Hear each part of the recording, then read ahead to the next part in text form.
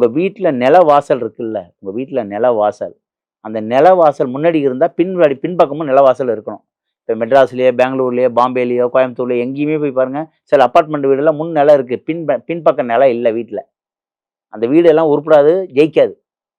என்ன சார் இப்படி சொல்றீங்கன்னு நெனைக்கிறீங்களா? உண்மையிலே தான்.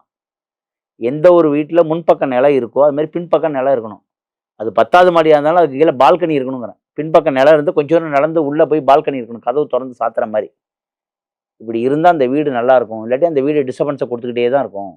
அவங்களுக்கு தெரியாது. எங்களுக்கு நான் நல்லா தான் சார் இருக்கேன்னு சொல்லுவாங்க. ஆனா ஏதோ ஒரு டிஸ்டர்பன்ஸ குடுத்துக்கிட்டே இருக்கும். அவங்களுக்கு தெரியாது. ஒரு வீட்ல உள்ள நுழைஞ்சதே அந்த வாசப்படி இருந்தா எண்டுக்கு எண்டு நிலம் இருக்கணும். அப்படி இருந்தா தான் அந்த வீடு சுபிட்சமா இருக்கும். எப்படி நமக்கு 2 மூக்கு, 1 வாயி, 2 கண்ணு, 2 காது எல்லாம் குடுத்துருக்காங்க. இந்த 2 மூக்கு 1 மூக்க குடுத்துருக்கலாம். 2 கண்ணுக்கு 1 கண்ண குடுக்கலாம். ஏன் அது அதுக்கு 2 கண்ணு குடுத்துருக்காங்க? ஏன் மூக்கு 2 மூக்கு குடுத்துருக்காங்க?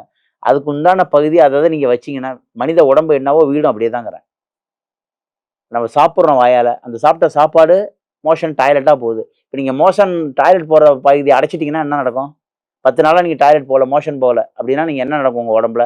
நீங்க சாப்பிடுற சாப்பாடு எல்லாம் நோய். எல்லாருக்கும் தெரிஞ்ச விஷயத்த தான் நான் சொல்றேன். இது ரியலான உண்ம. இந்த நோய் உடம்புல இருக்க நீங்க சாப்பிடுற சாப்பாடு வவ்வா சாப்பாடுன்னு பேரு. நீங்க மெட்ராஸ்ல போய் பாருங்க எல்லார் வீட்லயும் முன் வாசல் இருக்கும், பின் வாசல் இருக்காது. சார் நான் ரூ. 80,00,000 வீடு வாங்கியிருக்கேன் அபார்ட்மெண்ட்ல. ₹1,00,00,000 வீடு வாங்கியிருக்கேன்னு சொல்லுவாங்க. வாங்கியிருப்பாங்க.